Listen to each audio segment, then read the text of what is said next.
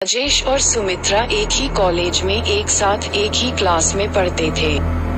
राजेश अपने पिता की तरह राजनीति में बेहद रुचि रखता था और कॉलेज में छात्र नेता में सबसे प्रबल नाम था। उसके पिता देश के केंद्र सरकार के मंत्रिमंडल में उच्च स्थान रखते थे। राजेश जितना अधिक नेता में प्रबल था उतना ही वे लड़कियों का दिल जीतने में भी प्रबल रहता था। उसकी छवि पूरे कॉलेज में बेहद उत्तीर्ण पद पर रही।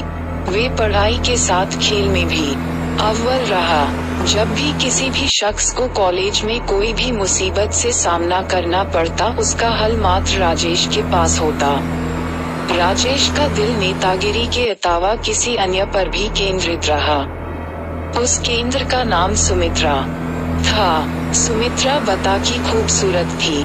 वे अंग्रेजी डिक्शनरी में ब्यूटीफुल शब्द का सबसे प्रमुख व्याख्यान करती थी। शर्मली स्वभाव की बोली सी सूरत ओदे सुमित्रा प्रेम की एक अलग प्रस्तुति पेश करती थी जो बेहद प्यारी थी। सुमित्रा मन ही मन राजेश को चाहती थी लेकिन वह कह नहीं पाती थी क्योंकि उसे ये डर था कि कहीं राजेश मना न कर दे, क्योंकि राजेश बेहद अमीर घर से ताल्लुकत रखता था तो वही सुमित्रा एक सामान्य परिवार की बेटी थी। एक दिन सुमित्रा कॉलेज से घर की ओर जा रही थी। रास्ते में उसे राजेश मिला। दोनों की नजरें एक दूसरे को देखने लगी जैसे कई जन्मों की बात कर रहे हो। फिर कुछ मिनटों के बाद दोनों ने एक दूसरे से नजर हटाए और नीचे की ओर झुकाए। राजेश बाइक पर अलग दिशा निकल रहा था तो वही सुमित्रा अलग दिशा। दोनों एक दूसरे से काफी दूर हो गए थे। तभी सुमित्रा को कुछ लोग छेड़ने लगे जो कॉलेज के ही थे। सुमित्रा काफी घबरा गई और वहां से तेज रफ्तार में दौड़ने लगी। राजेश को अचानक से सुमित्रा के पास कोई काम याद आ गया। वह मुड़ा और अपनी बाइक की तेजी से सुमित्रा की तरफ, लेकिन वह अयंभित रह गया जब देखा कि सुमित्रा वहां मौजूद नहीं थी। राजेश को वही लड़के दिखे। राजेश को उन्हें देखकर यह आभास हो गया था कि सुमित्रा के साथ कुछ हरकत कर रहे होंगे जरूर। वह वहीं रुका रहा और उन लड़कों से बात करके उन्हें सभी को भेज दिया। कॉलेज के सब लड़के राजेश से डरते थे क्योंकि वह किसी के साथ भी अन्याय नहीं सहन कर सकता था। जैसे ही वह गए राजेश ने सुमित्रा को ढूंढने की कोशिश करी लेकिन वह काफी देर तक नहीं मिली। परंतु जैसे ही वह वापस जा रहा था तभी उसको कुछ रोने की आवाज आने लगी। यह आवाज एक गली से आ रही थी। राजेश ने उस गली के तरफ मुड़कर देखा तो सुमित्रा को पाया। सुमित्रा काफी भयभीत थी। राजेश ने उसे अपने बाहों में ले लिया और उसे भरोसा दिलाया कि वह उसे कुछ नहीं होने देगा। समय बीतने लगा और दोनों के प्रेम को अब नए रिश्ते की डोर में बांधने की बातें होने लगी। सुमित्रा और राजेश दोनों का विवाह होना नक्की हुआ। सुमित्रा ने बताया वह अनाथ है, उसका कोई नहीं, वह अकेली रहती है घर पर।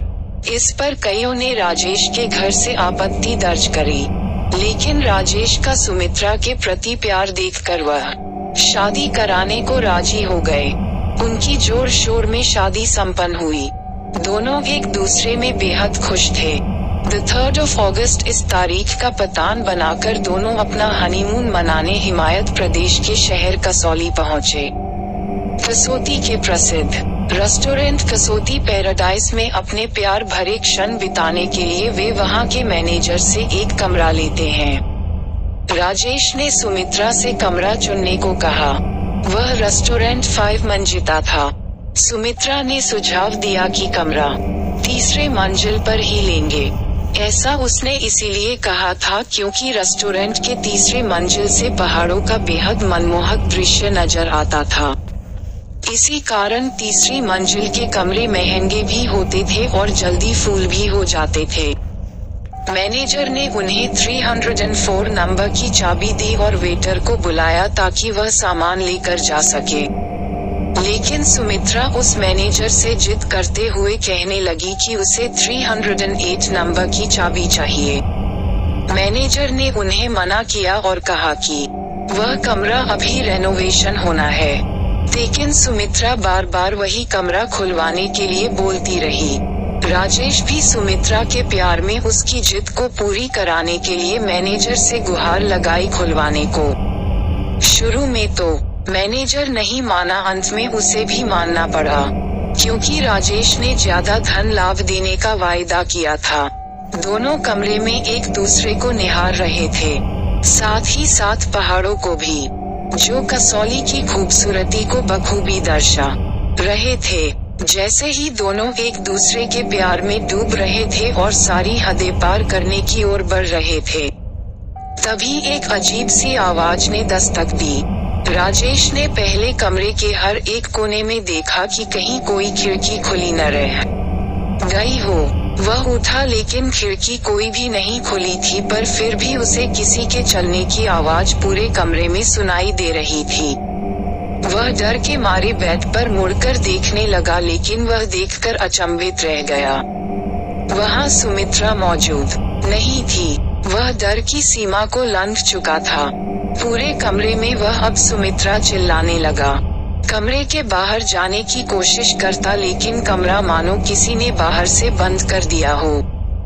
ये पहली बार था कि राजेश डर के मारे रोने लगा हो। अचानक से उसे कमरे के बाथरूम से पानी चलने की आवाज आती है। वह दौड़ते हुए बाथरूम के तरफ पहुंचता है। जैसे ही वह उधर पहुंचता है, पानी की आवाज बंद हो जाती है। राजेश, जानू कहाँ ढूंढ रहे हो मुझे? आओ मेरे पास। सुमित्रा की आवाज। राजेश देखता है कि सुमित्रा बालकनी में खड़ी हुई होती है। जैसे ही राजेश डर के मारे उससे लिपटने के लिए बढ़ता है, सुमित्रा एकदम से गायब हो जाती है और राजेश पहाड़ से नीचे गिर जाता है। उसकी मौत हो जाती है। अगले दिन उसकी लाश पहाड़ से बरामद होती है। इंस्पेक्टर रणदीप सिंह को तहकीकात करने की जिम्मेदारी मिलती है। उस लाश के पोस्टमार्टम रिपोर्ट के मुताबिक राजेश मौत से पहले उसकी धड़कन काफी तेज चल रही होती है। इंस्पेक्टर सुमित्रा को ढूंढने की कोशिश करते हैं, लेकिन उन्हें सुमित्रा का कहीं नहीं पता चलता। मैनेजर से इंस्पेक्टर सीसीटीवी कैमरे की फुटेज मांगता है, परंतु वह रिकॉर्डिंग देखकर परेशान हो जाता है। सीसीटीवी कैमरे में सुमित्रा की कोई फोटो नहीं दिख रही होती। इंस्पेक्टर को यह मैनेजर की चाल लगती है। इंस्पेक्टर राजेश के घर पर उसकी मौत की खबर लेकर पहुंचता है। सभी परिवार वाले आहत हो जाते हैं। इसी वक्त राजेश का भाई इंस्पेक्टर से सुमित्रा के बारे में पूछता है। इंस्पेक्टर कहता है कि कमरे में तो हमें कोई नहीं मिला। सब घर वाले कहते हैं कि राजेश और सुमित्रा का हाल ही में विवाह हुआ था। इंस्पेक्टर ने उन्हें सुमित्रा के परिजनों को फोन करने को कहा। इंस्पेक्टर को फिर पता चला कि सुमित्रा का तो कोई है ही नहीं। वह कॉलेज में भी पता करने गया तो पता चला कि कॉलेज में सुमित्रा नाम की कोई लड़की ने कभी एडमिशन ही नहीं लिया था। वह वाकई में एक भूत थी।